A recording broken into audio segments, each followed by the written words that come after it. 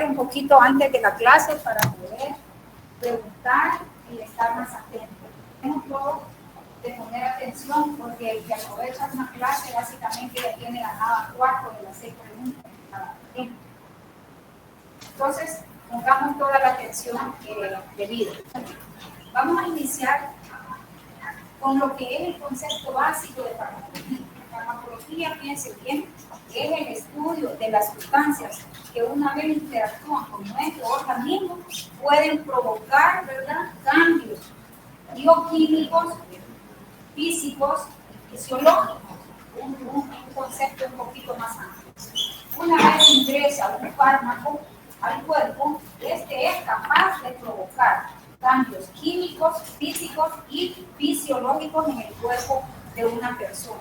Tales interacciones generalmente ocurren, ¿verdad?, por la unión de una sustancia a moléculas reguladoras, las cuales pueden actuar activando, ¿verdad?, nuestros sistemas o también inhibiendo nuestros sistemas. Si lo activan, vamos a decir nosotros que los fármacos actúan positivamente, tratando o se consideran como agonistas. Y si lo inhiben, estos se van a considerar como antagonistas. Entonces, nosotros tenemos que saber que los diferentes fármacos, así, tienen, fíjense bien, una especificaciones, ¿verdad?, en las cuales podemos utilizarlo con fines. Los fármacos con fines diagnósticos, con fines es importante. Y el primero es la farmacología médica, que a menudo se define como la ciencia sobre las sustancias. Un ejemplo de fármacos que se utilizan con fines preventivos, por ejemplo, la vacuna, famosa vacuna, ¿verdad? Si nosotros nos inyectamos la vacuna de COVID-19, lo más probable es que si nuestro sistema inmune es competente, vamos a tener refuerzo del sistema inmunológico y tal vez no es que no nos va a dar el virus, pero nos puede dar de una forma más suave.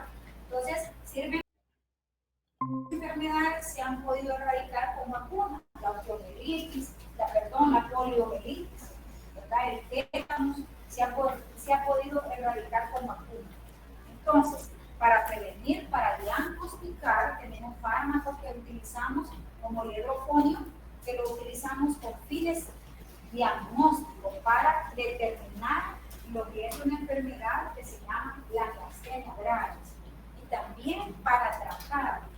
Si yo tengo un niño con fiebre y necesito que bajarle la fiebre, yo le administro acetaminofén o le puedo administrar paracetamol y de esa forma voy a obtener un alivio de qué? Del proceso que le está ocasionando la fiebre.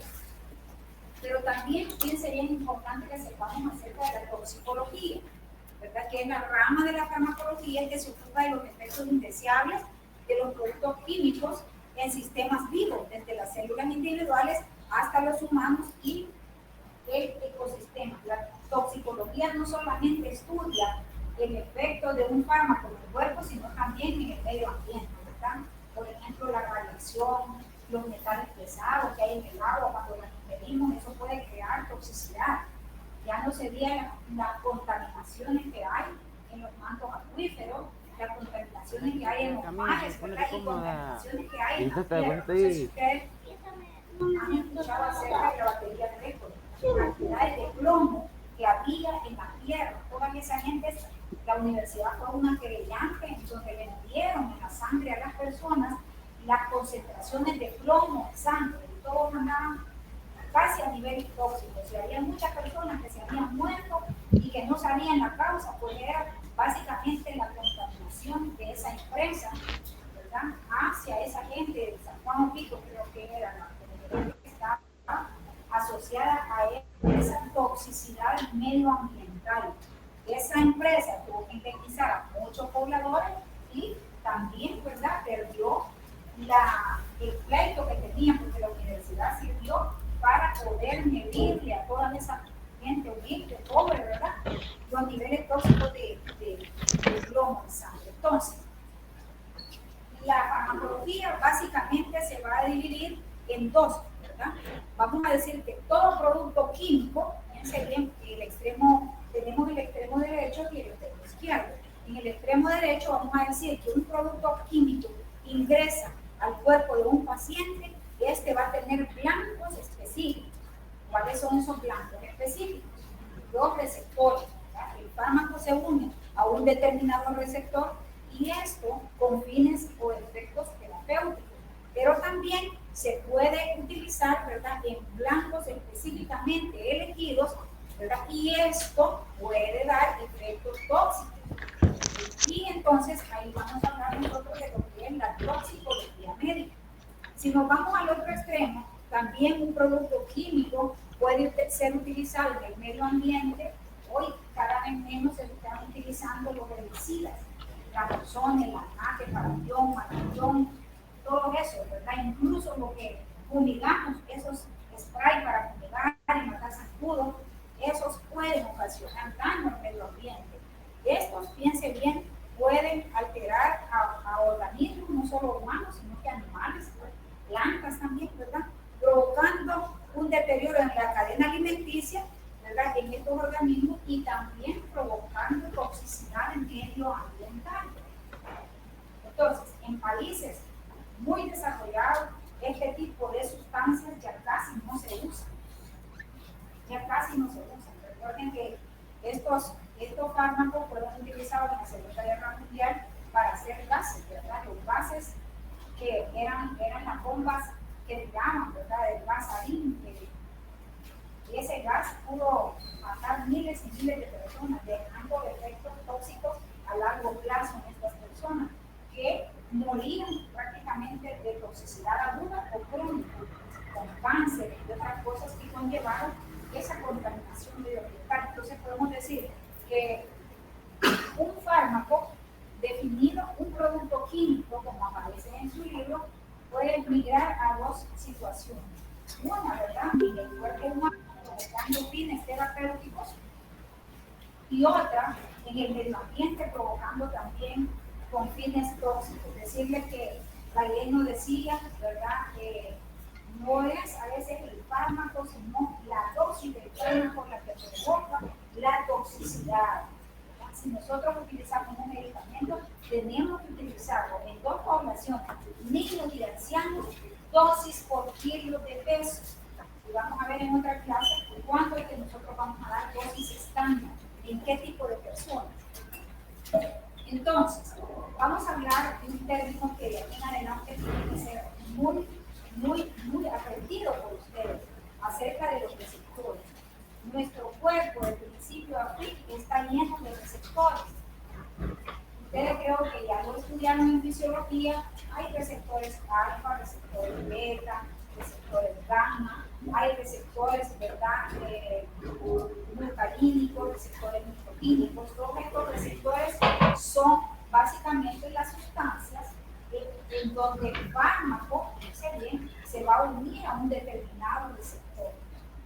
Los receptores pueden ser proteínas, casi siempre en su totalidad son macromoléculas que se unen al receptor para provocar la entrada de ese fármaco al citosol de nuestras células, y de esa forma pueden provocar el efecto, ¿verdad?, ya sea terapéutico o un efecto tóxico, ¿verdad? Entonces, surge el concepto de receptor farmacológico, pero también existen receptores huérfanos, receptores para los cuales no se ha podido hasta la fecha descubrir, fíjense bien, a qué se ligan, y cuya función solo se supone que puede tener una función. Cuando ustedes lean algún medicamento que dice mecanismo de acción desconocido, pero lo utilizamos para tratar una enfermedad, a eso le vamos a llamar nosotros receptores huérfanos. El fármaco se une a un receptor, no sabemos cuál, ¿verdad?, pero provoca efectos benéficos en una determinada enfermedad. Los receptores beta 3 son receptores huérfanos. No, porque eso ya se sabe específicamente en qué tipo de tejidos actúan. Lo que pasa es que los fármacos derivados o estimulantes o inhibidores de los receptores beta 3 hasta el momento no se le han encontrado, digamos, efectos más benéficos que tóxicos. Entonces, acuérdense que ya vamos a hablar de la FDA, ella se encarga de la seguridad y eficacia del fármaco.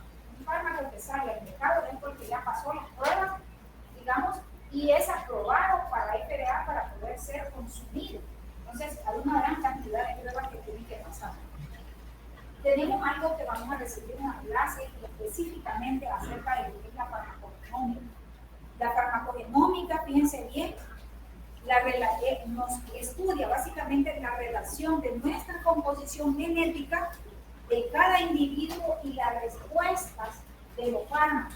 Es decir, que él puede tomar warfarina, que es un anticoagulante, y yo puedo tomar warfarina, que es un anticoagulante, la misma dosis, 5 miligramos toma él, 5 miligramos tomo yo, y a él le produce hemorragia y a mí no me produce nada.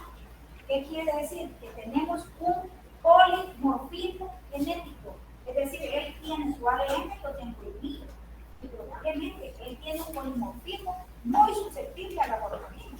Yo tengo un polimorfismo muy resistente a la warfarina. Ahí es donde los médicos tenemos que pensar, ¿verdad? ¿Por qué a mí no me dio absolutamente nada? Si nosotros hiciéramos un mapeo genético de cada individuo, podríamos perfectamente, fíjense bien, a través de la farmacogenómica, no tomar aspirina, porque me va a dar una anafilaxia y me voy a morir. Pero como yo no sé, yo me tomo la aspirina y de repente me dieron y me impongo y me muero. Entonces, ¿qué significa? Que si yo hubiera sabido que era alérgico a la aspirina, lo más probable es que no la hubiera consumido. Pero como no sabía, con suerte te le digo, gracias a Dios. Entonces, todos los seres humanos tenemos nuestro ADN. Y la farmacogenómica es la rama de la genética que estudia el efecto de los fármacos en el ADN del ser humano, tomando en cuenta que existen una gran cantidad de polimorfismos genéticos que es propia de cada individuo. En cuanto a la historia de la farmacología, vean ustedes que en el siglo XVII los conceptos basados en la observación y experimentación comenzaron a reemplazar, ¿verdad?, la teoría, la fisiología y la medicina en base a, fíjense bien, en base a experiencias religiosas, en base a brujerías, porque antes una persona que convulsionaba, que era un estado epiléptico, decían que estaba poseído por los demonios. Si ustedes leen la Biblia, en los antepasados, ¿verdad?, alguien que tenía lepra en su cuerpo, lo apedreaban y morían lapidados. Lo comparaban con los cerdos, ¿verdad?, y los tiraban en un abismo. ¿Por qué? Porque todos querían explicar la farmacología desde el punto de vista mágico-religioso, pero poco a poco la observación y la experimentación ha ido sustituyendo esa medicina mágico-religiosa en medicina más práctica y en base a evidencia. Surge, ¿verdad?, la materia médica, que es la ciencia que es capaz de preparar los fármacos para ser consumidos. Y ahí ya en un siglo más tarde, en el siglo XVIII, ¿verdad?, y principios del siglo XIX, Franklin McKenzie y su alumno Claudio Bernal, ¿verdad?, que lo menciona mucho en la fisiología médica, ¿verdad?, comenzaron a desarrollar métodos fisiológicos y empieza ya a haber conceptos de lo que es la farmacología experimental. Hablaban animalitos de experimentación, en este caso los cuyos sirven mucho para hacer prácticas y probar medicamentos. Entonces, vemos cómo la farmacología ha ido de menos a más, y que bueno, porque ahora la medicina es basada en evidencia, la mayor parte, ¿verdad? Los tratamientos son basados en la evidencia. Cuando ustedes vayan a un congreso y ustedes digan la aspirina disminuye el riesgo de un accidente cerebrovascular y de un infarto o el miocardio, ¿verdad?, y dice que esa aspirina tiene un nivel de evidencia A, significa que lo han estudiado miles de personas y que han demostrado que la aspirina, ¿verdad?, con sus acciones son capaces, ¿verdad?, de prevenir un accidente cerebrovascular o un infarto. Eso no quiere decir que le vamos a dar una papa y te un rato y te a pase quienes le vamos a dar que tengan el riesgo para padecer. Está bueno, para bailar no te ardieron. O infartos agudos del miocardio. Pero va a ir. Si voy muy rápido, llegan al 100. Entonces, aquí tenemos el desarrollo de los fármacos. Vean ustedes cómo en el año 2000 Anda, vaya a pagar la cocina. un total de aprobaciones por la FDA de 63 fármacos. Eso representaba de 3 al 5%. ¿Verdad?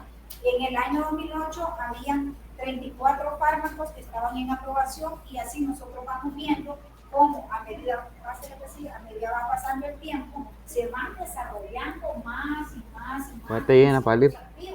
Decirle que para que un fármaco salga al mercado, por ello se tarda 10 años de investigación para poder salir al mercado y que pase por el filtro de la FDA y que sea aprobada su verdadera eficacia y seguridad para las personas que van a consumir ese medicamento. Decirle que todas las sustancias consumidas, ya sea de origen animal, vegetal, mineral, pueden ser tóxicas para el cuerpo. Que los productos vegetales y herbales no se excluyen.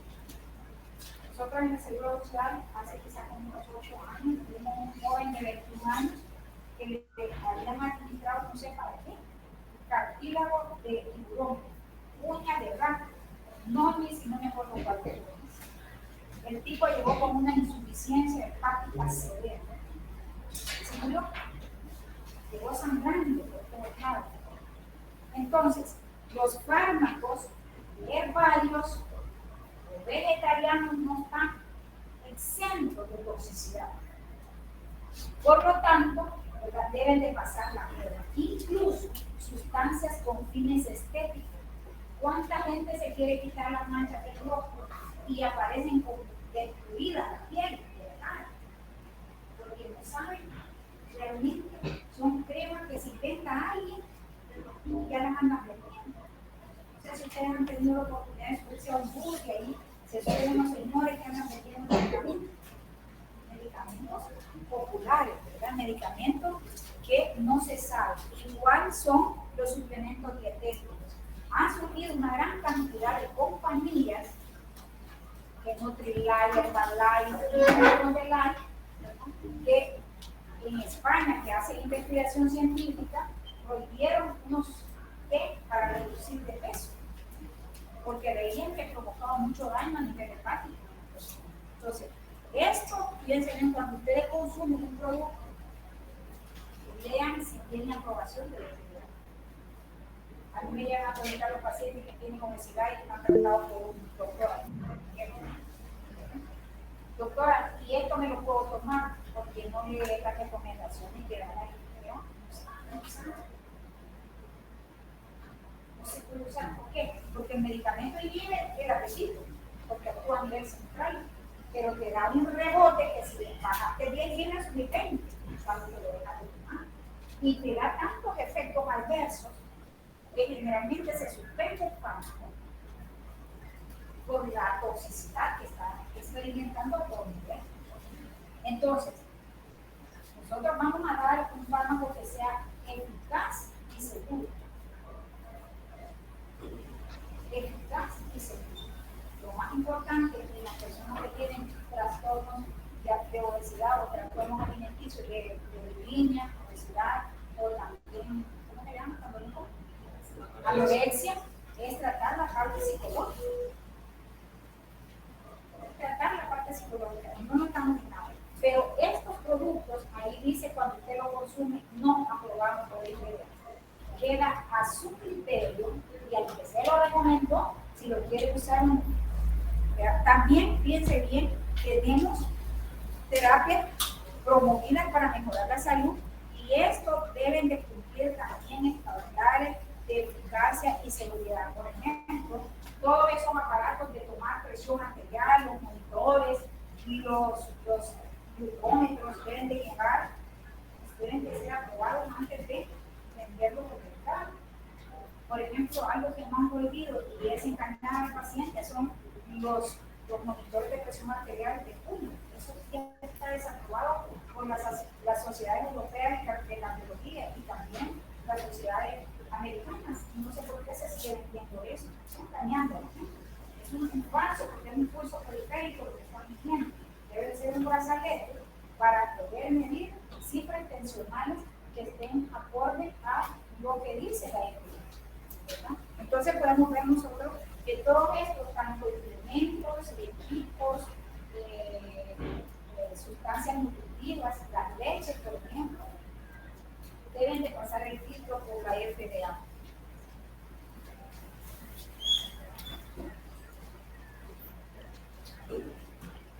En cuanto a la naturaleza de los fármacos, fíjense bien, un fármaco puede ser agonista, es decir, activador. ¿Qué significa que un fármaco sea agonista? Que me limite la acción de, por ejemplo, en mi cuerpo yo tengo el sistema nervioso autónomo.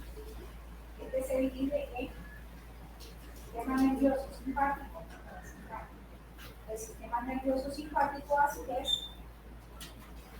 cuando se activa, va a estimular dos tipos de receptores. Los receptores beta y los receptores alfa. Los receptores beta están en el corazón. Si yo, fíjense bien, administro un fármaco que me estimule los receptores beta, voy a tener un fármaco agonista beta. ¿Qué me va a provocar? Aumento de la frecuencia. Si yo administro un fármaco que va a actuar en los receptores beta, bloqueándome la actividad del corazón, voy a provocar una bradicardia, que el corazón lata más despacio. Entonces estoy provocando un antagonismo farmacológico, porque estoy en contra de lo que hace el receptor, que es latir más rápido. Entonces yo lo bloqueo.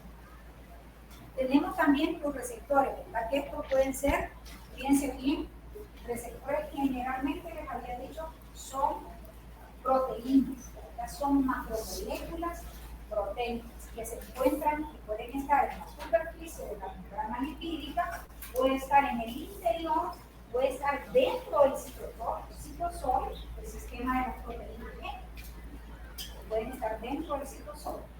Entonces, tenemos varios tipos de receptores. Las hormonas.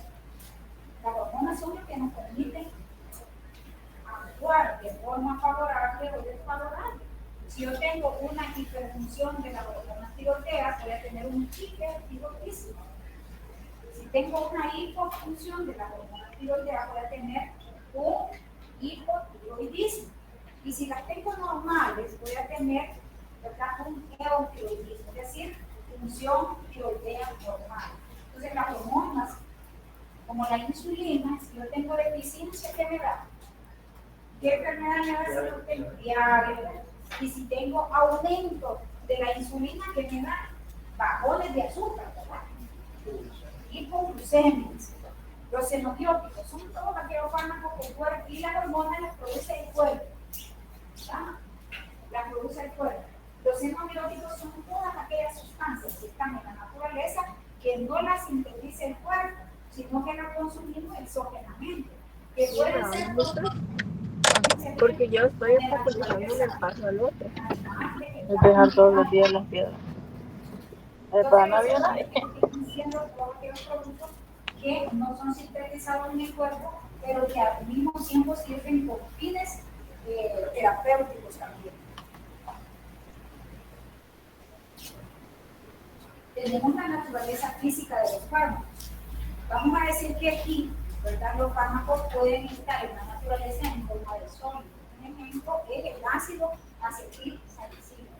Decirle que desde el punto de vista bioquímico, todos los fármacos son ácidos y bases débiles. El 90% de fármacos son ácidos y bases débiles. La aspirina, que es el ácido acetilsalicílico, viene en presentaciones, en una tabletita sólida de 81 miligramos, de 100 miligramos y de 500 miligramos. La dosis va a depender para qué lo estoy utilizando yo. Si yo quiero una prevención de un accidente cerebrovascular y un infarto, le doy una dosis de 81 miligramos. Pero si lo que yo quiero es bloquear inflamación, dolor y fiebre, yo puedo dar una dosis de 500 miligramos. ¿Cada cuánto? Lo vamos a ir viendo más adelante. Entonces tenemos que también los fármacos pueden estar en estado líquido.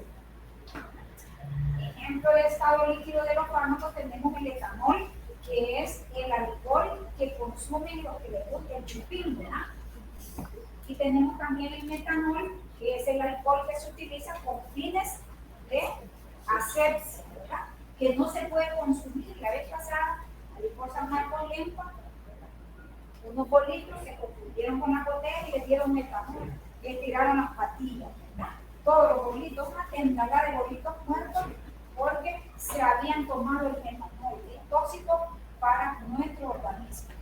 Tenemos también que los fármacos pueden estar en estado gaseoso. Hay sustancias utilizadas hoy en día que fueron utilizadas en el pasado, como el óxido nitroso. Es un gas que tiene fines anestésicos, que todavía se utilizan esas máquinas de óxido nitroso en las salas de operación. Pero también, fíjense bien, vamos a, el xenón, ¿verdad? Pero no tiene importancia desde el punto de vista farmacológico, pero el óxido nitroso sí es un gas importante. El nitrógeno líquido también, ¿verdad? Es un gas que lo utilizamos para tratar algún tipo de enfermedad dermatológica. Vamos a decir que los fármacos tienen diferentes tamaños muy, fíjense bien, pequeños, como en el caso de un fármaco que se llama litio, que sirve para tratar los trastornos bipolares en pacientes que no responden a otro tipo de fármaco. Tienen un peso molecular muy bajo de 7. Tenemos fármacos muy grandes como la alteplasa, la alteplasa es un fibrinolítico que actúa básicamente cuando nosotros tenemos un paciente con un infarto y ese infarto tiene un coágulo grande, tamaño de una coronaria, que nos está provocando disminución del flujo, nosotros administramos alteplasa y ese es capaz de llegar al coágulo para provocar una fibrinolisis, es decir, destrucción del coágulo. Y de esa forma permeabilizamos la arteria coronaria que está tapada. Este tiene un peso muy grande, como es de 59.050.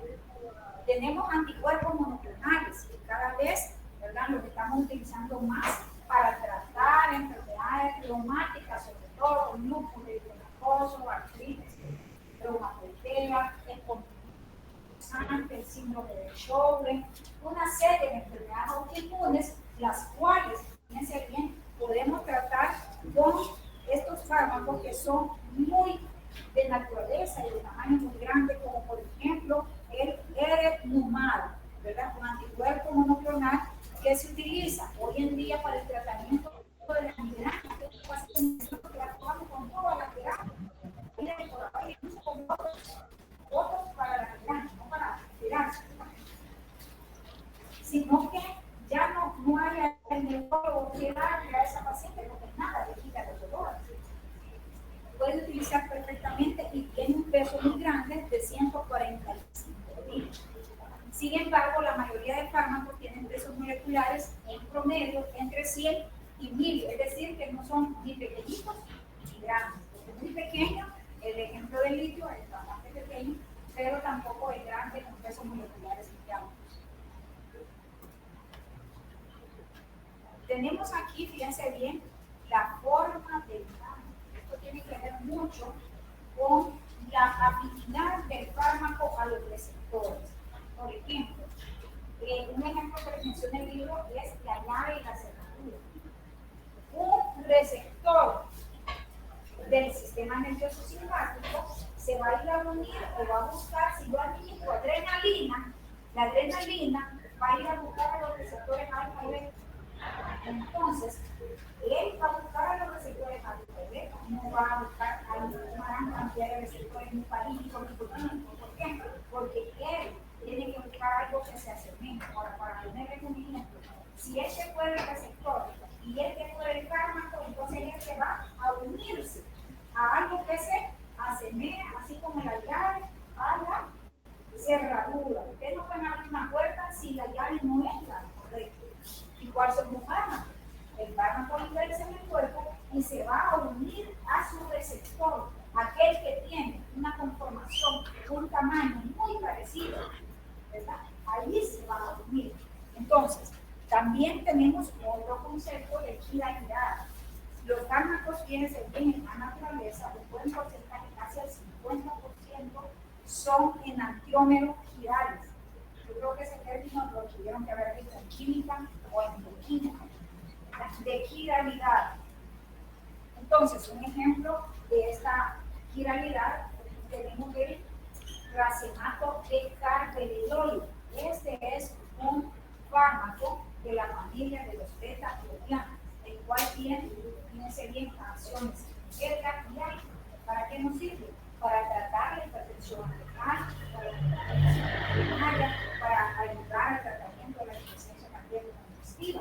Entonces, el carvedilol es un fármaco que tiene fíjense bien, un enantiómero positivo R, ¿verdad? Que tiene receptores alfa, un enantiómero negativo S que tiene también acciones 16 a los receptores alfa, pero también vean ustedes que tiene también el enantiómero R positivo, tiene una afinidad de 45 hacia los receptores beta. Por lo tanto, el fármaco no solo va a actuar sobre los receptores beta, sino que también sobre los receptores alfa. Este fármaco es bien importante porque lo utilizamos mucho los médicos internistas y los cardiólogos para el tratamiento de la insuficiencia coadyuvante, de la insuficiencia cardíaca congestiva, de la enfermedad de las arterias coronarias en el paciente y también para bajar la presión arterial en aquellos pacientes que andan hipertensos pero al mismo tiempo andan taquicardia. Entonces, mato un pájaro, mato dos pájaros con un solo tiro, le doy carvedilol y si te bajo la presión, te bajo la frecuencia, porque miren, tiene enantiómeros derechos que son positivos, enantiómeros izquierdos que son negativos, ¿verdad? Y estos enantiómeros van a tener acciones sobre los receptores simpáticos, tanto alfa como beta. ¿Vamos entendiendo más o menos? Sí. Aquí vamos a ver la reactividad de los fármacos y enlaces de los receptores de los fármacos. Ustedes en química vieron que los fármacos o las sustancias se unen a través de enlaces. Estos enlaces son fuerzas químicas, ¿verdad?, que unen el fármaco con el receptor. Entonces, estos pueden ser enlaces covalentes. ¿Qué quiere decir que un fármaco se une a través de un enlace covalente? Quiere decir que un enlace no es un enlace laxo irreversible, sino que es un enlace fuerte e irreversible. Se une de una forma tan fuerte que difícilmente el fármaco se va a despegar de su receptor. Por lo tanto, la aspirina, yo puedo, por eso cuando nosotros hacemos evaluaciones preoperatorias, le preguntamos al paciente, ¿usted utiliza aspirina o un derivado que tenga la misma acción de la aspirina? Suspéndala 15 días antes de la cirugía. ¿Por qué? Porque los efectos es inhibición de la agregación plaquetaria. Y si ese paciente tiene inhibida la acción de las plaquetas, lo más probable es que el cirujano se va a ver en el inconveniente de una hemorragia masiva en la sala de operación. Entonces, hay que preguntar, ¿por qué la aspirina puede tener efecto incluso 15 días después de haberla suspendido? Precisamente porque está unida a enlaces covalentes, que son los enlaces más fuertes y que tienen una unión casi irreversible. Por lo tanto, aunque yo ya no consumo aspirina, tengo riesgo de sangrar. Tenemos los enlaces electrostáticos dipolo-dipolo y fuerzas de Van der Waals, las cuales son un tanto más débiles, son uniones más débiles, ¿verdad? Y tenemos también los hidrofóbicos, que son mucho más débiles y pueden ser importantes estos en las interacciones de fármacos altamente solubles en líquidos, ¿verdad? Que entran a la membrana celular. Recuerden que la membrana celular tiene una doble capa lipídica y que si lo vemos desde el punto de vista químico, si él es líquido yo soy líquido, No. tenemos atracción. Aquí te ponen de Si Goya. es agua y yo soy líquido, no tenemos Pero no hay visto. sustancias iguales se van a hundir. Entonces, los Tiene que va para la fármacos carne de tienen papa también. carácter lipídico, van a poder entrar más fácil a la membrana celular que los fármacos que son hidrofóbicos. Tener cuidado para acá la papa. Tienen más agua que líquido. Por la arquitectura es la doble capa lipídica que tienen la mayoría de membranas celulares del cuerpo. Entonces, fíjense bien, cuando nosotros hablamos de diseño racional de los fármacos, nos estamos refiriendo, ¿verdad?, a la capacidad de predecir la estructura molecular apropiada de un fármaco sobre la base de la información de su receptor biológico. Y aquí vamos a hablar de nomenclatura de los receptores. El éxito de las formas más novedosas y eficientes de identificar y caracterizar los receptores. Hay gente que investiga todo lo que son los receptores y está en constante investigación. Nuevas familias de fármacos que actúan sobre nuevos receptores descubiertos. Entonces, esto es interesante, porque cada fármaco va a actuar sobre un determinado receptor. Y aquellos que tienen acciones iguales en receptores o en varios receptores se les llama no selectivos. Y los fármacos que actúan selectivamente sobre solo un receptor, a eso se les llaman fármacos selectivos. El origen de los fármacos, esto es interesante. Nosotros podemos tener fármacos de origen mineral. El taurine, que se utiliza mucho para la diarrea, para endurar la heces, el taurine peptino, el talco, ¿verdad?, son de origen mineral. Existen también sales como el magnesio, el cloruro de sodio, las cápsulas, que hoy cada vez estamos viendo más enfermedades perdedoras de sales. Llega el paciente con hipomagnesemia, con hiponatremia, que se le baje el potasio, que se le baje el cloro. Entonces ahí podemos utilizar algunos minerales. Tenemos una gran cantidad de fármacos de origen animal, por ejemplo la insulina, fíjense bien. La insulina inicialmente, ¿verdad?, la extraían de los cerdos, del páncreas del cerdo. Después vieron que provocaba problemas y efectos secundarios. Empezaron a sintetizar insulina a partir de ganado bovino. Igual daba alergias, picazón, con el tiempo el paciente lo necesitaba. Hoy, con la ingeniería genética, ¿verdad?, hay análogos de insulina que son prácticamente elaborados de ADN humano. Esos son mucho más eficaces y seguros para el paciente. Y cada vez el equipo de investigadores está creando insulinas que tengan una vida media más larga, es decir, menos efectos adversos, que de origen vegetal, ¿verdad? ¿Cuántos medicamentos nosotros tenemos en la naturaleza de origen vegetal?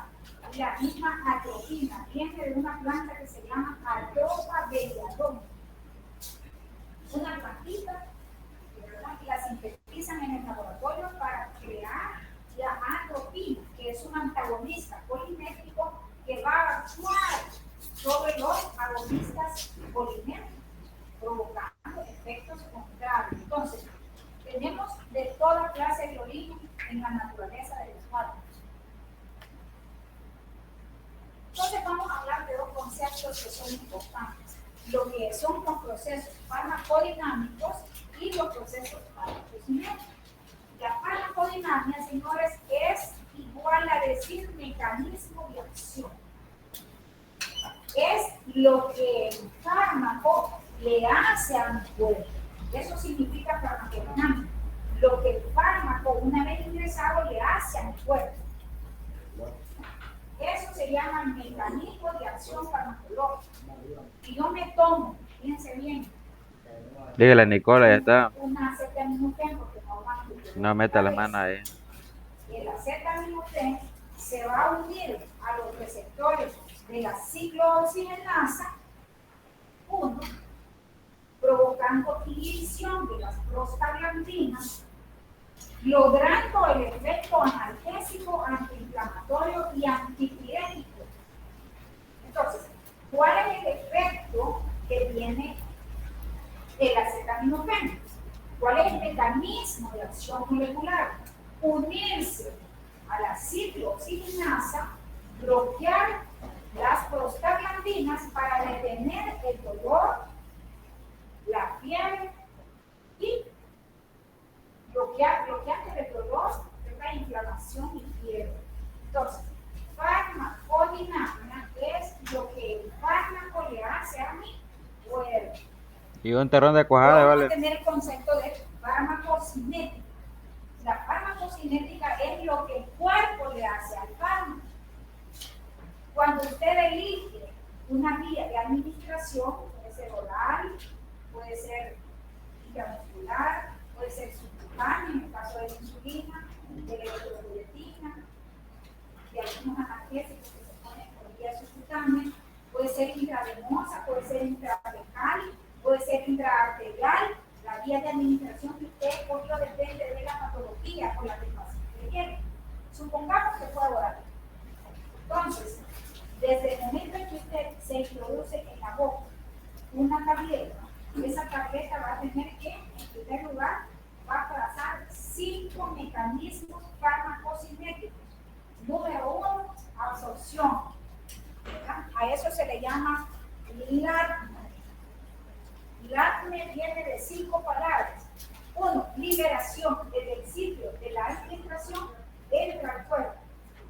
La A del LATME es absorción. Luego tenemos la distribución. Una vez se entró, ¿a dónde se va a distribuir? ¿A qué compartimento va a llegar ese fármaco? Luego vamos a tener la MB metabolismo, donde se va a metabolizar en el hígado, o no se metaboliza en el hígado, puede ser que se vea directo al torrente circulatorio. Finalmente, la eliminación. Entonces, al hablar de farmacocinética, vamos a nosotros a hablar de estas 5 palabritas: LATME, liberación, absorción, ¿más? Distribución, metabolismo y eliminación. En la próxima clase vamos a hablar un poquito. Entonces, cuando nosotros decimos lo que el cuerpo le hace al fármaco es fármaco cinético. Ah, ya están arreglando también, ¿no viste? Andaba caminando. ¿A qué le vamos a llamar nosotros actividad constitutiva? Fíjense bien, en ausencia de un agonista, es decir, en ausencia de un fármaco agonista, el receptor activo mantiene efecto fisiológico parecido al de un agonista. Quiere decir que nosotros vamos a tener receptores activados y receptores inactivos. Entonces, la capacidad o la actividad constitutiva es aquella que en ausencia de un cuidado. agonista, ese receptor activado es capaz de provocar efectos agonistas. Se denomina Ahí te venía el propiedad motor. de los fármacos agonistas de tener afinidad por el receptor activado, y este va a estabilizar la propiedad que depende de la densidad del receptor, la concentración de moléculas y el número de efectores en el sistema.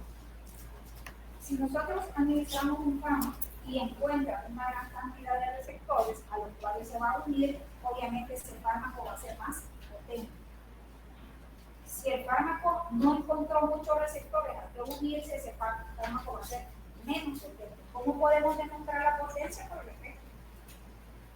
Por el efecto. ¿Verdad? Entonces, hay que considerar esta propiedad que se llama actividad constitutiva.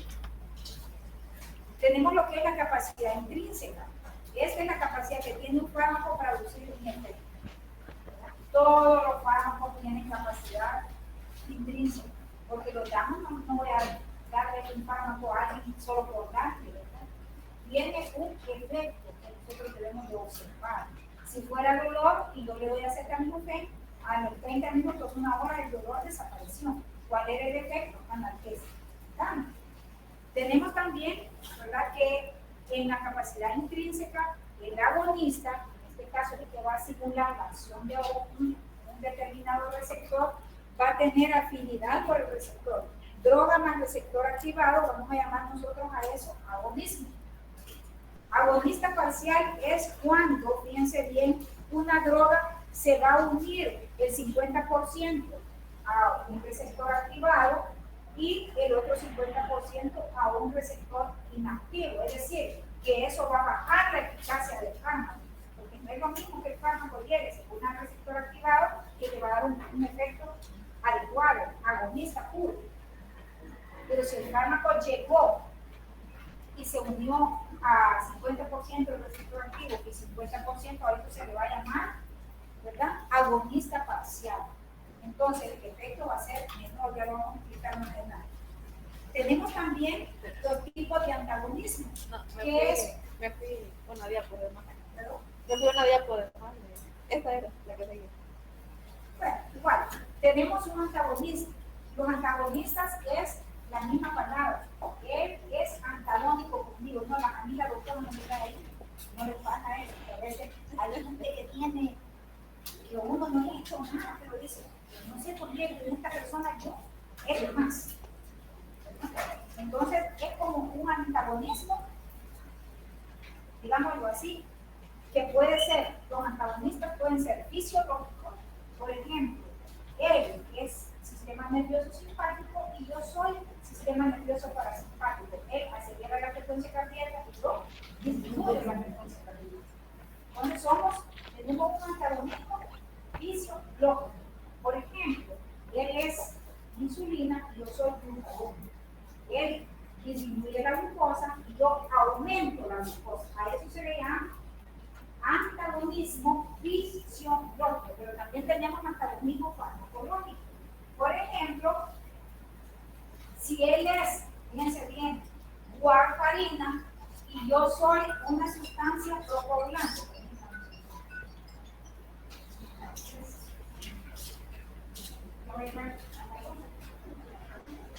Entonces, fíjense bien, él es anticoagulante y yo soy un procoagulante. A eso le vamos a llamar nosotros antagonismo farmacológico, porque no estamos actuando en problemas fisiológicos puros, sino que estamos actuando en un determinado fármaco que un anticoagula y el otro es procoagulante, es decir, mejora el sistema de coagulación.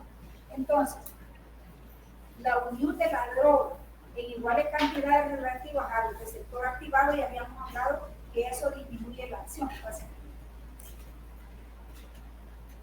Aquí estábamos hablando de ejemplos, ¿verdad? Los glucocorticoides, otro ejemplo de antagonismo fisiológico que hacen en la glucosa, la aumenta. La insulina, ¿qué hace? La disminuye. La acetilcolina, ¿qué hace, digamos, en el corazón? Disminuye la frecuencia cardíaca. El isoproteinol es una amina simpática que lo que hace es subir la frecuencia cardíaca. Entonces estamos hablando ahí, este puede ser un antagonismo farmacológico. Y estos son ejemplos de antagonismo fisiológico. Aquí tenemos principios farmacodinámicos. La D significa droga, de fármaco, ¿verdad? Más un receptor efector nos va a dar una fármaco receptor complejo. Que vamos a pretender al unir un fármaco con un receptor, un efecto. Este efecto puede ser benéfico o puede ser tóxico. La droga más el receptor van a formar un complejo fármaco-receptor en una molécula efectora, provocando un efecto. Si nosotros tenemos droga más receptor, tenemos el complejo droga-receptor. Este va a provocar activación de la molécula de acoplamiento en una molécula efectora y nos va a provocar finalmente el efecto, que eso sería la capacidad intrínseca, ¿verdad? Todos los fármacos tienen capacidad intrínseca, es decir, efecto, provocan un efecto. La inhibición del metabolismo activador endógeno aumenta la acción activadora en una molécula efectora y entonces nosotros vamos a observar un efecto incrementado, o sea, un efecto agonista incrementado. Aquí nosotros tenemos un ejemplo, a veces una imagen vale más que una palabra. Cuando nosotros estudiamos una imagen, tenemos que, fíjense bien, se lo puedo preguntar porque me la expliquen todito. Cuando nosotros tengamos una imagen, tratemos de comprender, no guardatearse. Traten de comprender. Si ustedes la comprenden, la van a contestar bien. Pero si ustedes se la quieren aprender de memoria, no funciona así el cerebro. Entonces, ¿qué tenemos aquí? Estos son los fármacos y este es el receptor. Vean cómo los receptores tienen diferentes morfologías. ¿Por qué? Porque el fármaco se va a unir. Este no se puede unir aquí. ¿Por qué? Porque en la forma no es igual. ¿Verdad? No tenemos una forma similar. Entonces, no tenemos igual forma. Este no se puede unir aquí. Él va a buscar un sitio de unión similar. Entonces, vean ustedes que en la parte A tenemos un fármaco agonista. Supónganse que este fármaco agonista es adrenalina. La adrenalina va a buscar los receptores alfa y beta. Y supongamos que este es un receptor alfa. ¿A dónde se va a unir la adrenalina? Se va a venir y se va a meter aquí. Llave y cerradura. Difícilmente este va a encajar aquí. O este va a encajar aquí. Porque los fármacos buscan sus receptores para los cuales fueron creados. Entonces, ¿qué pasa si yo tengo, fíjense bien, el fármaco A, un agonista, ¿verdad? A más C, fíjense bien, un fármaco aquí. Si yo tengo un fármaco agonista, voy a tener una respuesta o un efecto muy favorable, ¿verdad? ¿Qué pasa si yo, fíjense bien, tengo solamente en esta imagen solo uno A más C? Este es un agonista y la C es un activador alostérico. Si este agonista se une aquí y este activador alostérico se une aquí, voy a tener potenciación de efecto. Por lo tanto, vean ustedes, la gráfica verde es un efecto máximo. El efecto máximo. Cuando ustedes unen dos fármacos, los fármacos tienen que potenciar el efecto, no utilizar un analgésico y utilizar un fármaco. Eso hacían en la medicina anterior, ¿verdad? Si un paciente, fíjense bien, presentaba diarrea, le hacían que tuviera más diarrea, entonces el paciente se moría. A eso se le llamaba medicina, está la homeopatía y está la alopatía. La medicina alopática y la homeopática, todas esas quedan en descarte. Porque ¿cómo va a querer que si él me llega a pasar consulta por diarrea, yo le voy a dar un catártico para que se muera de la diarrea? Más diarrea. Y los otros no. Los homeopáticos decían, me llega con diarrea, lo voy a tapar y le voy a dar un tapón. También el paciente se moría, porque cuando a ustedes les da diarrea, jamás ponen alcalén, ni loperamida, ni nada.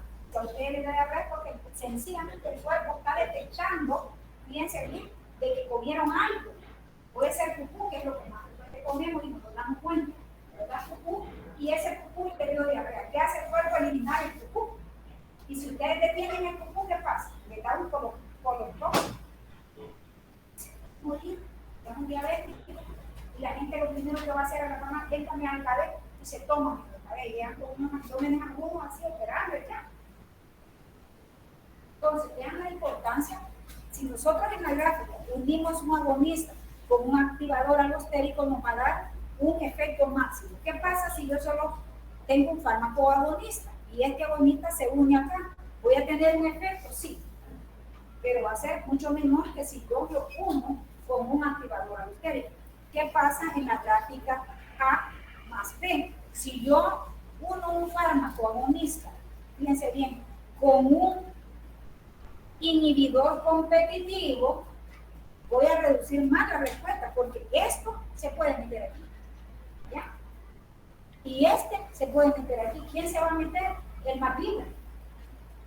Pero están luchando por agarrar el mismo sitio de acción en el receptor, porque los dos son parecidos. Este entra aquí y este entra aquí. Entonces, eso pasa cuando nosotros damos dos fármacos, un agonista y un antagonista. ¿Qué hacemos? Anular el efecto. Entonces, vean ustedes, provoca una respuesta, pero es cada vez, vemos que la curva se va desplazando hacia la derecha. ¿Y qué pasa si yo uno A y uno D? Fíjense bien, un agonista común prácticamente es un inhibidor alostérico. ¿Qué va a pasar? ¿Verdad? Vamos a ver que incluso la respuesta en morado va a ser menor, probablemente no voy a tener efecto. Entonces, el hecho, por eso es que es interesante que nosotros aprendamos desde aquí donde están ustedes mecanismos de acción en los macrobiológicos. ¿Y qué va a hacer el fármaco una vez se den al receptor? No sé si queda clara la gráfica. Sí, bueno, entonces esto es lo que acabamos de repetir, así. Los antagonistas farmacológicos, al unirse a un receptor, compiten con otras moléculas y evitan su unión. Por ejemplo, los bloqueadores del receptor de la acetilcolina, como la atropina, son antagonistas, porque impiden que la acetilcolina se una a los receptores muscarínicos y nicotínicos y provoquen un efecto. ¿Qué hace la acetilcolina en la presión arterial? La disminuye. ¿Qué hace en la frecuencia cardíaca? La disminuye. Entonces, ¿cuándo voy a dar un antagonista de la acetilcolina? Cuando yo tenga, fíjense bien, una hiperactividad del sistema colinérgico. Necesito bloquear. Entonces voy a dar una sustancia antagonista para evitar el efecto colinérgico.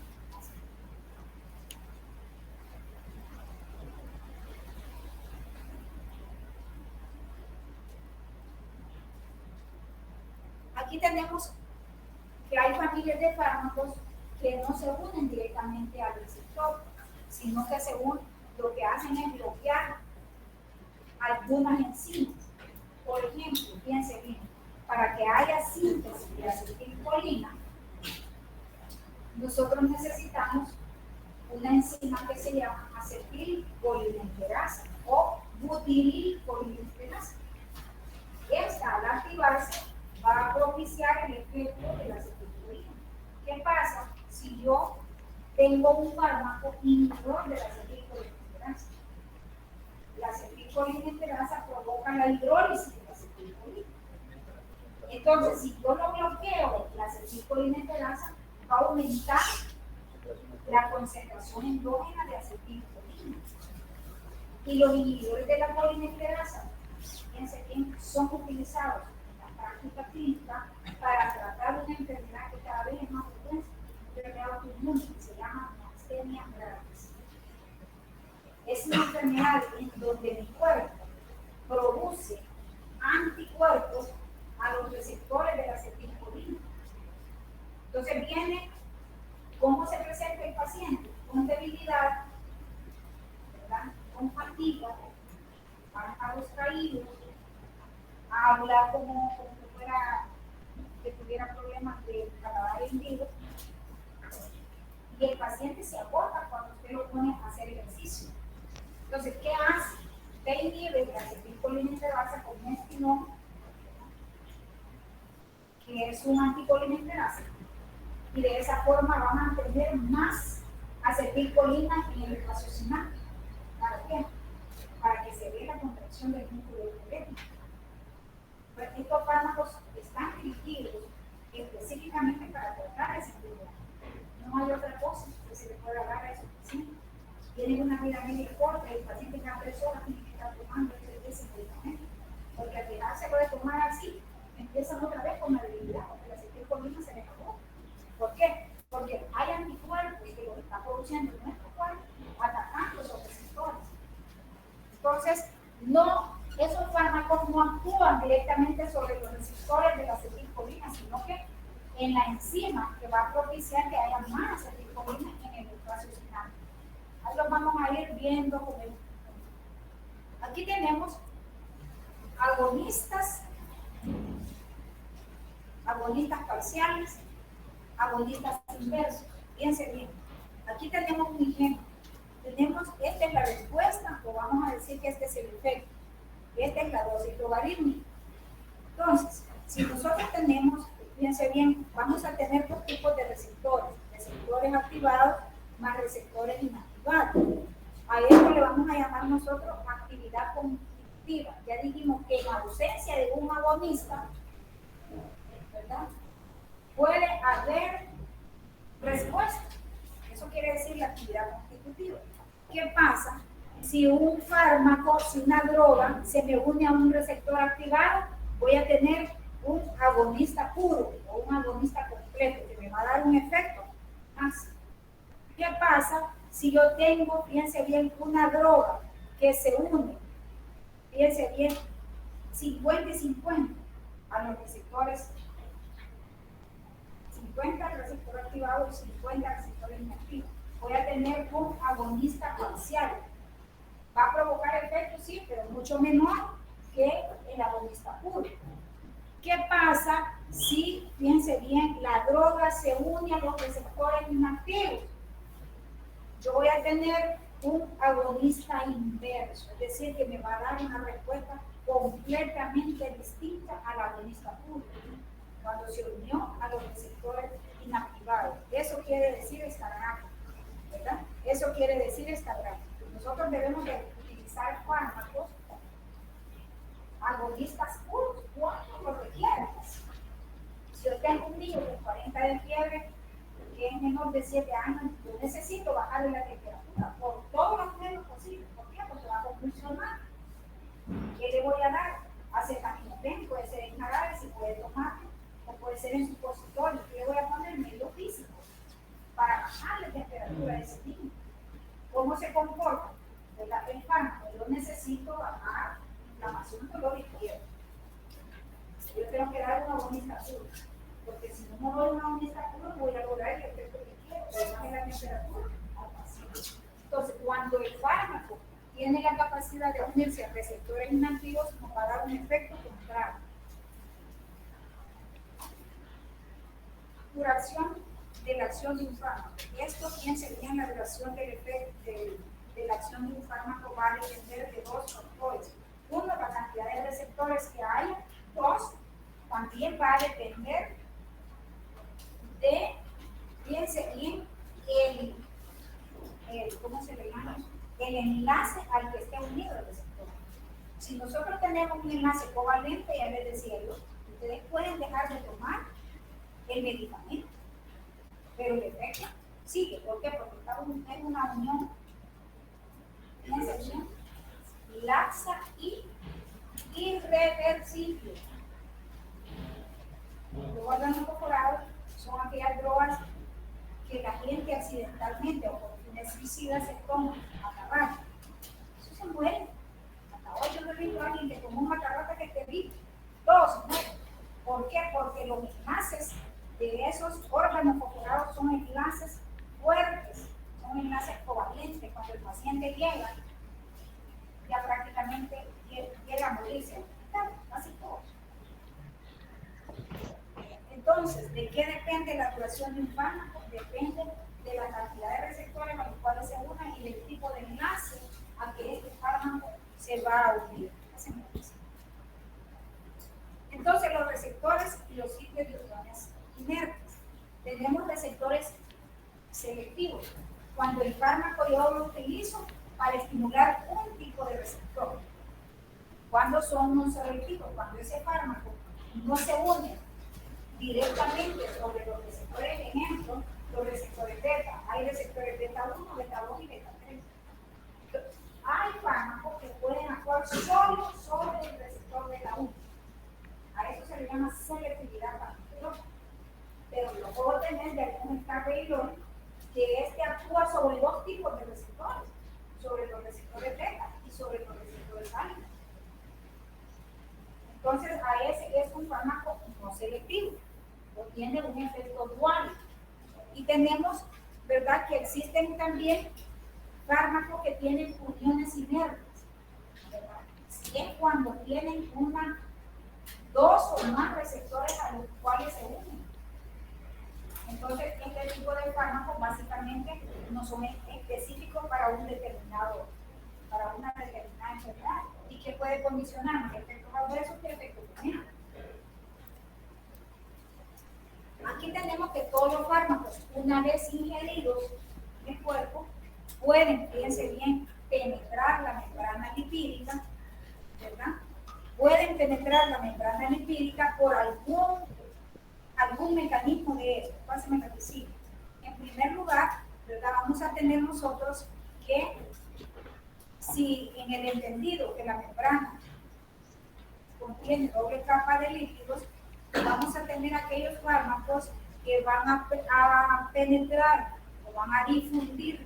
Acuérdense que la difusión desde el punto de vista físico es el choque cinético de las partículas que provocan la entrada por un gradiente de concentración.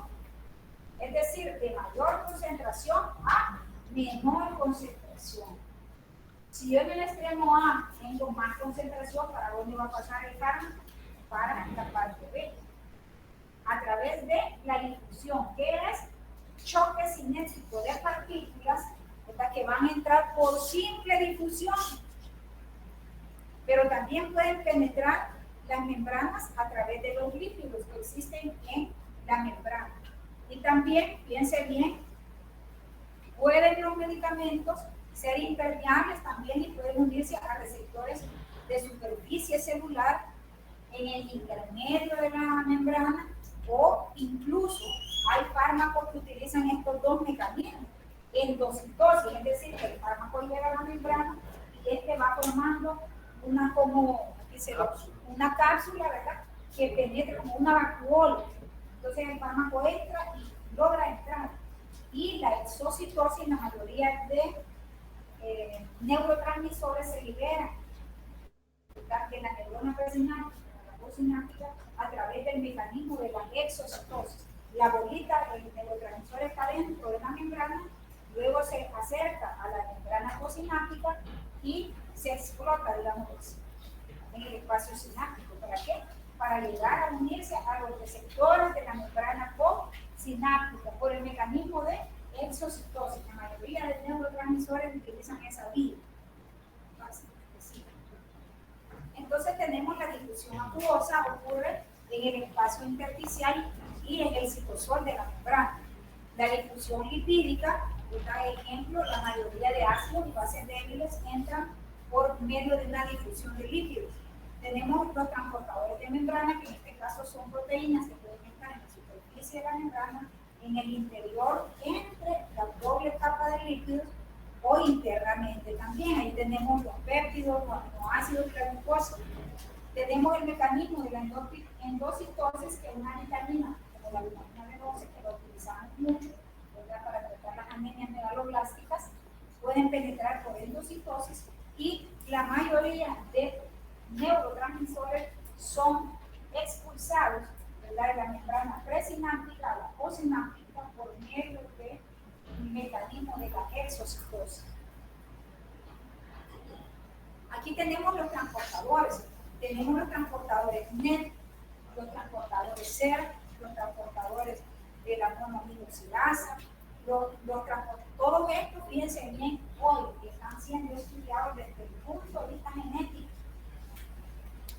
Para que un fármaco se una de una membrana presináptica a una postsináptica, necesita, en el caso de la norepinefrina, transportador de la norepinefrina se llama NET. El transportador de la serotonina se llama SER. Hoy tenemos familias de agonistas de la NET y familias de antagonistas de la NET. O al revés de la SER. Nivel de la serotonina, activadores de la serotonina, que tienen que ver mucho con enfermedades psiquiátricas, depresión, ansiedad, trastorno bipolar, todas esas enfermedades que hoy cada vez están más frecuentes. Y ahí vamos a ir viendo, ¿verdad?, que el desarrollo y regulación de los fármacos es importante. Ustedes siempre lean las etiquetas, que debe de estar el fármaco aprobado por el FDA, porque la FDA garantiza, ¿verdad?, la eficacia y seguridad de los medicamentos. Aparte de eso también, ¿verdad?, es prohibido desde el punto de vista legal que un fármaco lleve una etiqueta incorrecta, es decir, que diga que tiene acetaminofén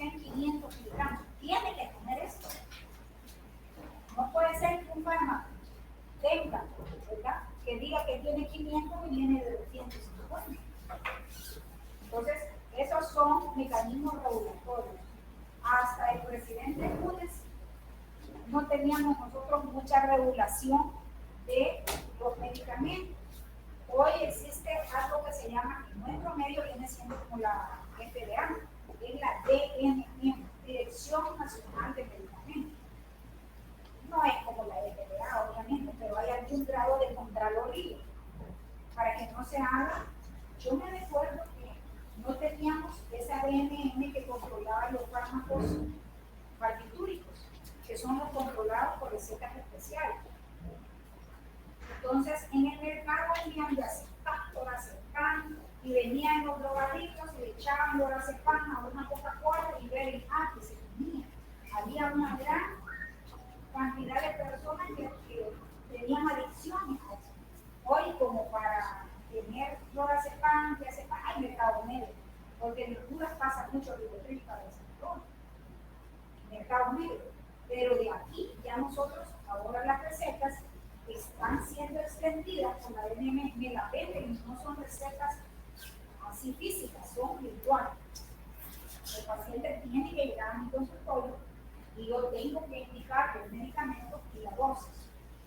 Antes, fíjense bien, la gente adicta que hacía, iba a Santa Rosa, pasaba consulta, le daba una receta, iba a San Miguel, venía a San Miguel, le daba una receta o otra. Se iba para Santana y allá le daban otra receta, no había control. Ahora si les tienen una receta no virtual, no le venden en ninguna farmacia si ya tienen una receta, porque ya está en una base de datos. Y incluso le dice, si él quiere comprar antes de la fecha de vencimiento, no le venden tampoco. Entonces, en alguna medida hay contraloría.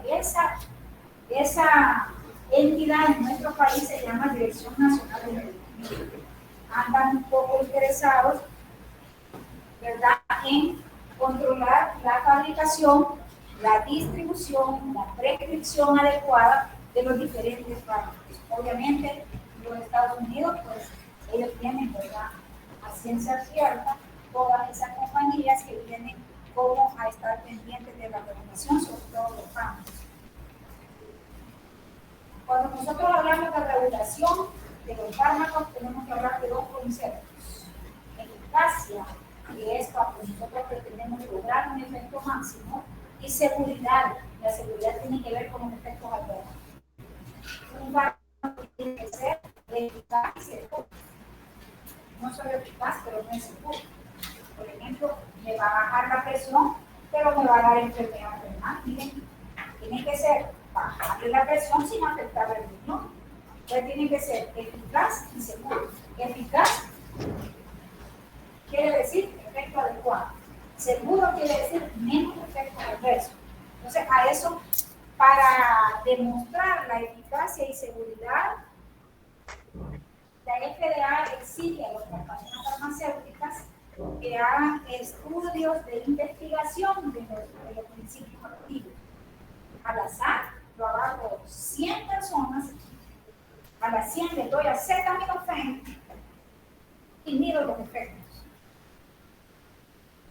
Doble ciego quiere decir, un estudio doble ciego quiere decir que ni la persona que se va a tomar el acetaminofén ni el investigador sabe qué es lo que le estoy dando para que vaya a hacerse. Porque si yo sé que es acetaminofén, yo ya sé que el paciente lo quita del dolor. Pero ¿qué tal si yo le doy a él una pastilla de almidón? Y él me dice, a los 10 minutos. Eso se llama una sustancia inerte, es un placebo. Recuérdense que nosotros los seres humanos tenemos tantas experiencias sensoriales o enfermedades psicosomáticas que están aquí, no están aquí. Entonces, si yo a él le doy acetaminofén y a él le doy placebo y él se le quitó más rápido el dolor que a él, ¿qué significa? Que ese dolor era psicosomático. Porque el placebo era almidón. ¿Ya? Entonces, para eso sirven los estudios de investigación. Porque si el placebo es mejor que el principio activo, ¿qué significa? Que no sirve. ¿Para qué lo van a distribuir? Lo van a vender algo que no sirve. Pero si el principio activo, fíjense bien, triplicó el efecto del placebo, quiere decir que sí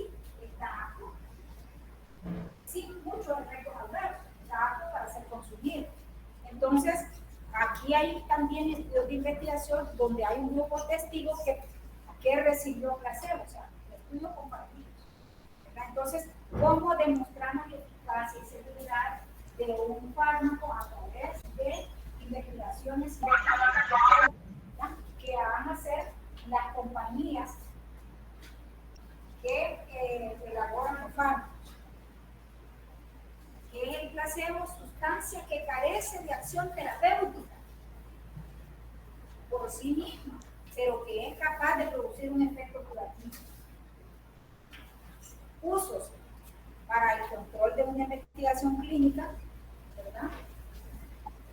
Casi siempre estos placebos se tratan o se vinculan con la sugestión. Mayor, si yo estoy utilizando, por ejemplo, un fármaco para dormir, un hipnótico de 2 a 7 miligramos, le vamos a dar quetiapina y le vamos a dar el placebo. Y resulta que yo me digo, miren, no la quiero hacer. Yo no sé a qué, porque ese es todo deseo, cuando el paciente no sabe qué doy, ni el investigador. A mí me dan los taquitos, así sin no. Pero yo le manejo o le manipulo la mente a ver, mire, va a seguir bien el sueño, se va a cortar el mano, se va a curar una manadita, va a poner una música de fondo, se toma la pastillita. No, hombre, que la ayudó a hacer un día toda la noche. ¿Qué significa eso? Que el placebo va siendo mejor que el principio. Un fármaco original. ¿Qué significa un fármaco original?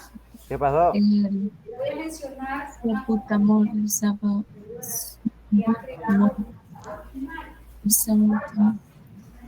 Anda. Novartis ha creado una droga que se llama Vimada. Vimada, el nombre comercial es Sacubitril. Esta droga está le voy a mencionar salbutamol, salbutamol, No le para sale. tratar la insuficiencia cardíaca. Hay paciente que tiene un corazón insuficiente y que ya su fracción de infusión que ya no tiene la capacidad de bomba del corazón. Entonces está aguado, no se contrae bien. El medicamento hoy por hoy, la compañía solo es la única que tiene esa patente. Nadie más puede producir Vimada. Porque ellos, ¿cuántos billones habrán gastado para hacer ese principio activo? En promedio, señores, una compañía, piense bien, suelta la patente cuando ellos ya explotaron económicamente el costo de producción. Es decir, si le costó 500 millones para producir esa Vimada, cuando ellos ya han sacado 1.000 millones, dicen, bueno, ya saqué los costos, ya me hice rico con este producto, vamos a hacer que las otras compañías creen fármacos parecidos o similares. Entonces, ¿cuál es el original? Vimada. Recuerde, ese es un fármaco original. Cuando, piense bien, las compañías lo mantienen. Ese fármaco, hoy por hoy, yo ya tengo 10 años de conocerlo, y hasta el momento no hay otra empresa, otra compañía farmacéutica que distribuya Vimada, solamente Novartis. Por hoy no han soltado la patente. ¿Verdad? Eso es un fármaco original. Patentes son los derechos de propiedad intelectual. ¿Por qué creen que yo los motivo que compren el libro? Porque aquí está una piratería. Sí. ¿Ustedes creen que si yo me he quemado las neuronas haciendo un librito, será justo que otro día no pueda sacar el copo? ¿Verdad? En esta, ¿saben ustedes que esas tintas que utilizan para hacer eso son de las más baratas? Y acá lo tanto en la mano van a terminar intoxicados con plomo. Por eso que los libros de tanto compren los originales. Si no, como dicen, ¿verdad? Los chinos no, lo hacían. Estos son copias, es piratería. Debemos estar en contra de la piratería. Alguien que agarre que vende el libro pirata, es preso con todas las de la ley. Sin embargo, allá ustedes. pero sí motivarlos a que compren su librito. ¿Qué se les va a quedar en su librito? Venga, yo lo voy a decir a ella, pero no le garantizo que Yo tengo mis libros desde que era estudiante. lo que le salga. Y que vengan en la mañana, diga. Venga, buena mañana a las 6. Entonces, ya va. La patente, fíjense bien, es la propiedad intelectual. Esta puede durar 10, 15 o 20 años. Para que una empresa diga, hoy sí voy a soltar y hay que otro producto termine el principio. Costos millonarios, porque ellos ya han sacado todos los costos del fármaco. ¿Qué es un fármaco genérico? Hasta yo no sabía que era un fármaco genérico.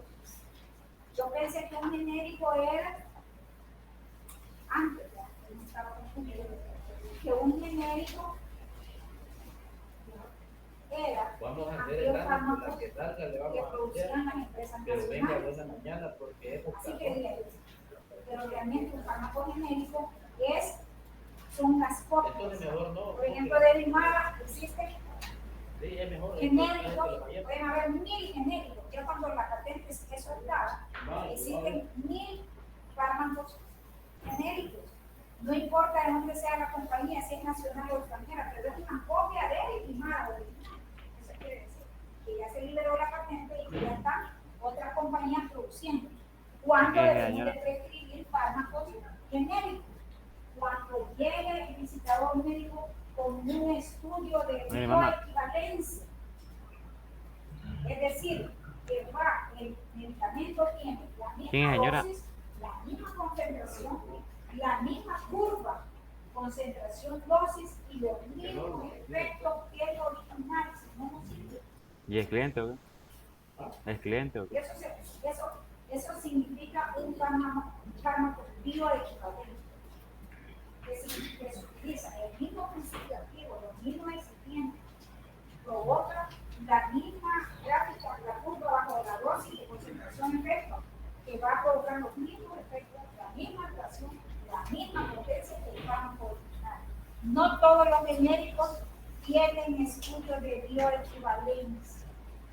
Y eso lo vamos a demostrar con marcas en el laboratorio, en el laboratorio. Vamos a poner 4 marcas y ustedes van a ver ahí que la ley de etiquetado a veces no se cumple. ¿Ya es mejor? La marca, si es un genérico, si es equivalencia, lo van a ver ahí. En el laboratorio lo vamos a demostrar. Entonces, ¿cuál es el proceso de desarrollo de los fármacos? Los fármacos, fíjense bien, cuando un principio activo se empieza a investigar, la empresa vaya, muéstrele que anda jodido. está sintetizando, por decirlo así, ¿verdad? Hace estudios in vitro de un producto biológico, el compuesto principal, se hace una síntesis química, una optimización.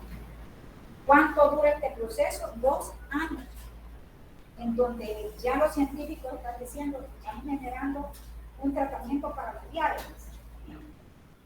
Hacen la molécula, investigan. Cuando ellos ya están listos, que ya hicieron estudios in vitro, se van a la otra parte. Ya estudios o investigaciones in vivo no utilizan animales, no pueden utilizar personas.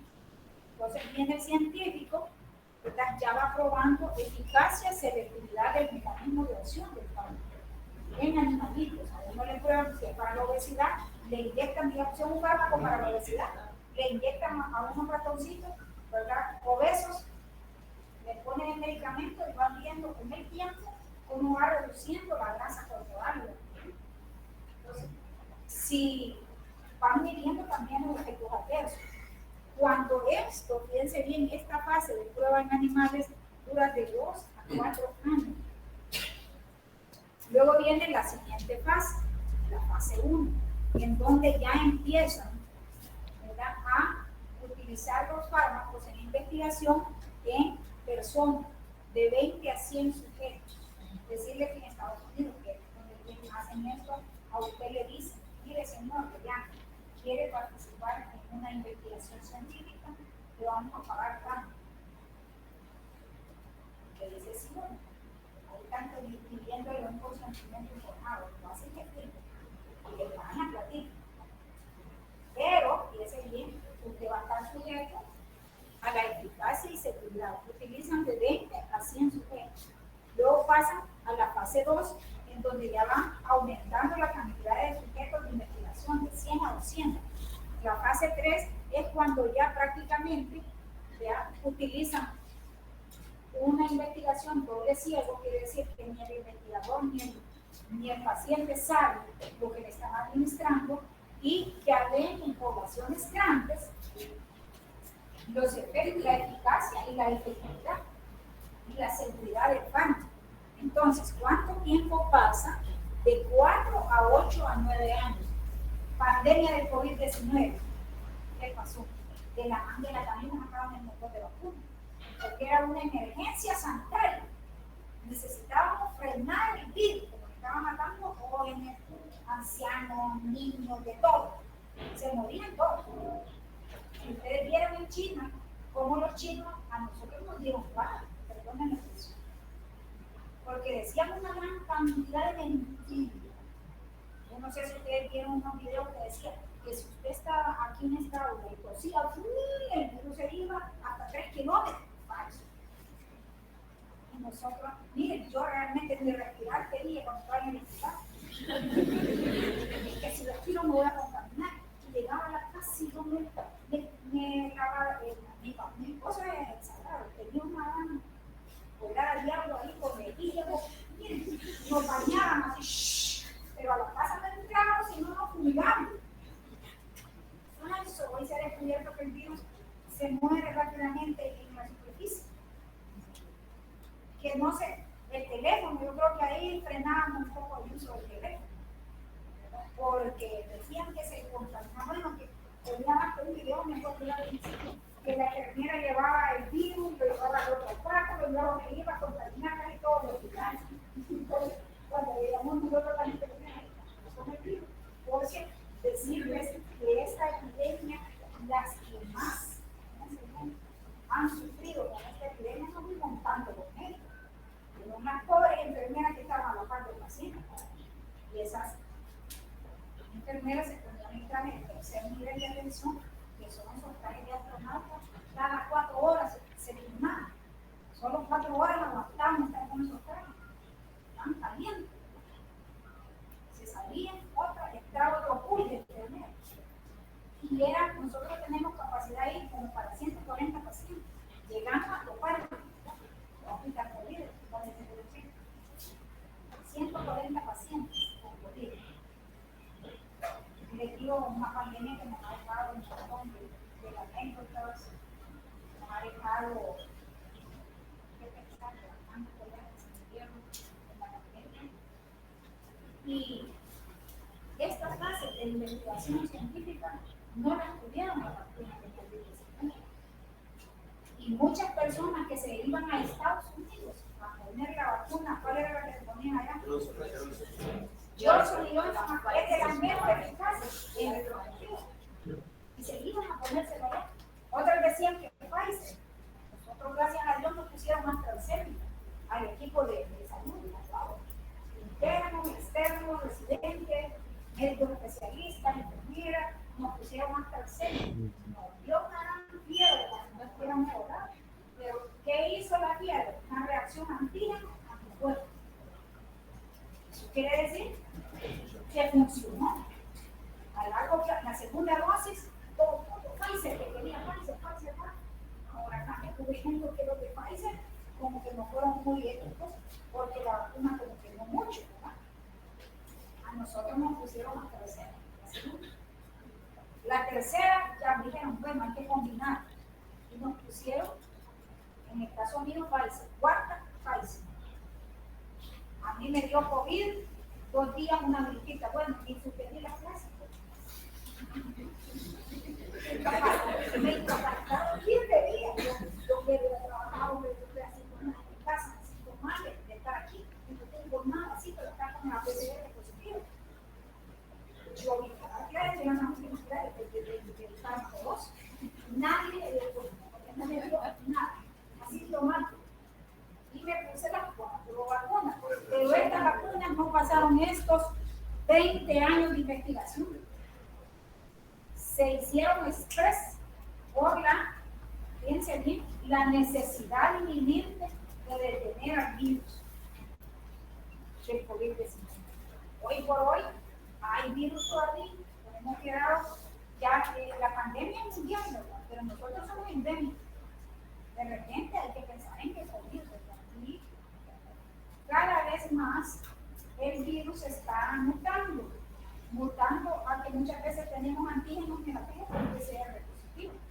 Cuando el paciente llega al seguro social con síntomas, da síntomas graves, ingresamos, le tomamos el antígeno negativo, no nos confiamos, nos damos PCR y sale la PCR positiva. Entonces, las vacunas para el COVID-19 no pasaron este filtro. Probablemente van a salir vacunas que ya están haciendo investigaciones más serias y ya mutando como tardarse el tiempo. Pero tampoco así, porque en menos de 6-7 meses, los hindúes hicieron vacunas, Estados Unidos hizo vacunas, Europa hizo vacunas, China hizo su vacuna, Cuba hizo vacunas. Entonces vemos cómo todos los países crearon vacunas, de la menos a la más efectiva. ¿Cuáles son las funciones de la FDA? ¿Verdad? Agencia administrativa que supervisa el proceso de valoración de los fármacos en Estados Unidos y es aquella que aprueba la comercialización, proteger la salud pública, verificar la eficacia y seguridad de los fármacos, no solo de los fármacos, sino que también de los dispositivos médicos, alimentos y cosméticos y los productos también que emanan radiación. Todas esas resonancias magnéticas, las tomografías, ¿verdad? Que son contaminantes ambientales. Un resonador no puede estar en un lugar que las paredes no estén debidamente plomadas. Es plomo que le ponen entre una pared y la otra para que la radiación no se salga. Entonces, para que le aprueben a uno poner una rayos X, señores, le va a estar un montón de dinero, porque tiene que estar en un lugar en donde haya cero paso de radiación a las personas que están fuera. Entonces esas paredes están por el plomo, por medio de las paredes así. Entonces, no solamente de productos como fármacos, sino que también de todas las otras cosas que pueden contaminar el medio ambiente. Bueno, si hay preguntas, si no, 2 horas podemos llevar. Si no, les agradezco. He visto que hay bastante receptividad por parte de ustedes. Eso es un buen inicio, porque no he visto mucha gente que está uniéndose ahí, ¿verdad? He estado muy atenta. Para el día jueves ustedes van a estar virtuales y el grupo va a estar en el capítulo 2, que es, ya vamos a hablar específicamente de la farmacocinética, de farmacodinámica, ya vamos a entrar en acción. El capítulo 2, por favor, vean el libro. Buenas tardes. La asistencia del primer curso.